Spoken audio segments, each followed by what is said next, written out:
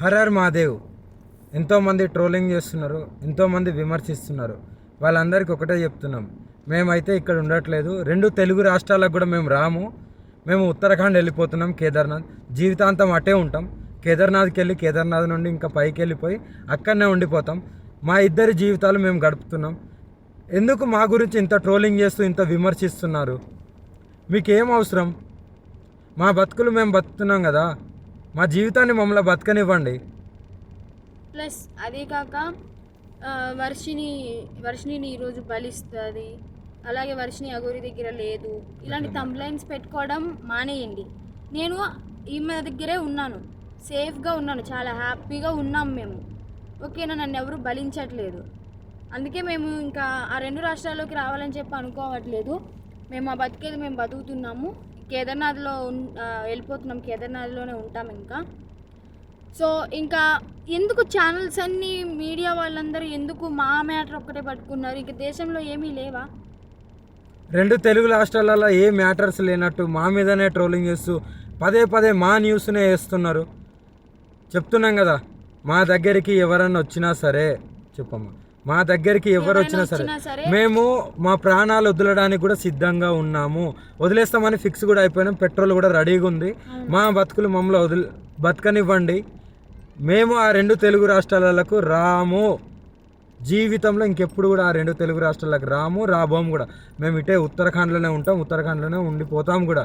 ఒకవేళ మమ్మల్ని విడదీయాలి అని చూసే వాళ్ళకి ఒక్కటే చెప్తున్నాము, మీకు మా ప్రాణాలు పోవడమే కావాలి అంటే ప్రజలకు కానీ ఎవరికైనా కానీ, రాజకీయ వాళ్ళకి కానీ, ఇప్పుడు కేసులు పెట్టిన వాళ్ళకి కానీ మా ప్రాణాలే కావాలి అంటే చెప్పండి, మేము ఇవ్వడానికి చేసుకోవడానికి సిద్ధంగా ఉన్నాము. 100% కాళీమాత మీద ఒట్టు ప్రాణదానం చేసుకోవడానికి కూడా ఉన్నాం. ఇప్పుడు మేము ఎప్పుడైతే మరణిస్తామో పెట్రోల్ పోసుకొని ఈ కార్తో సహా పోతాం కదా, అప్పుడు కూడా మళ్ళీ విమర్శించండి, అప్పుడు కూడా ట్రోలింగ్ చేసుకోండి. 2 ప్రాణాలు పోవడానికి, ప్రత్యేకంగా 2 ప్రాణాలు పోవడానికి ఎవరైతే ట్రోలింగ్ చేస్తున్నారో, ఎవరైతే విమర్శిస్తున్నారో, ఎవరైతే కేసులు పెడుతున్నారో, ఎవరైతే వ్యతిరేకంగా చూస్తున్నారో వాళ్ళందరికీ చెప్తున్నాము. దొంగ కేసులు పెట్టిన వాళ్ళకి కూడా చెప్తున్నాము, 2 ప్రాణాలు పోవడానికి మీరే కారణం. మీకు మా ప్రాణాలు పోతే మీకు ఆనందం అనిపిస్తుంది అంటే దానికి కూడా మేము సిద్ధంగా ఉన్నాము. త్వరలోనే ప్రాణాలు కూడా వదిలిపోతాం. ఎవరైనా మమ్మల్ని పట్టుకోవడానికి వచ్చినా, మా దగ్గరికి వచ్చినా సరే మా ప్రాణాలు వదలడానికి సిద్ధం. అలాగే అసత్య వాక్యాలు చేసే వాళ్ళు కూడా చెప్తున్నాము, ఇది ఆపితే బాగుంటుంది. ట్రోలింగ్స్ కూడా ఆపితే బాగుంటుంది. నేను ఈమె దగ్గర సేఫ్గా ఉన్నాను. మా బతుకు మమ్మల్ని బతకనివ్వండి. మేము బతుకుతున్నాం కదా, మేము మీ రాష్ట్రాలలో కూడా రాము కదా, ఎందుకు మమ్మల్ని బతకనియట్లేదు మీరు? 2 ప్రాణాలు కోల్పోతున్నారు, చూసుకోండి, జాగ్రత్త.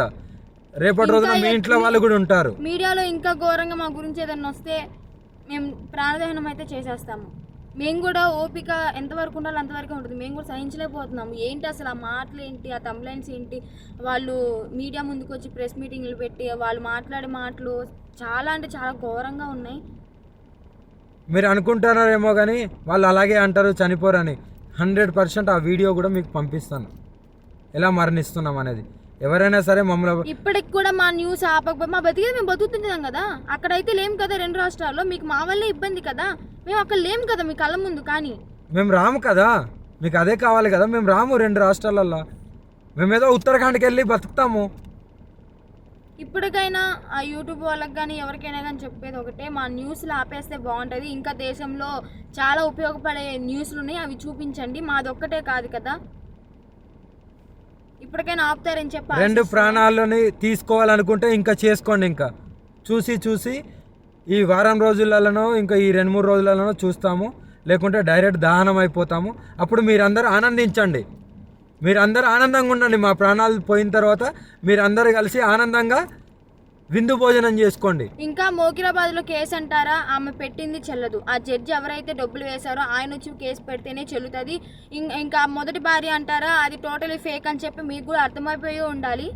అర్థమై ఉంటుందేమో అనుకుంటున్నాము. అది టోటలీ ఫేక్, 100% ఫేక్. రుజువులు లేనిదే ఆమె ఎందుకు మీడియా ముందుకు వచ్చి మాట్లాడుతుంది? అందుకే చెప్తున్నాం, మమ్మల్ని మాలాగా బతకనివ్వండి. మేము చాలా బాగున్నాము, ఆనందంగా ఉన్నాం, కలిసిమెలిసి ఉన్నాం. మా వల్ల మీకు ఎలాంటివి రాదు. మేము ఆ 2 తెలుగు రాష్ట్రాల్లో కూడా రాబోము. మాకు అవసరం లేదు కూడా. మేము ఇక్కడనే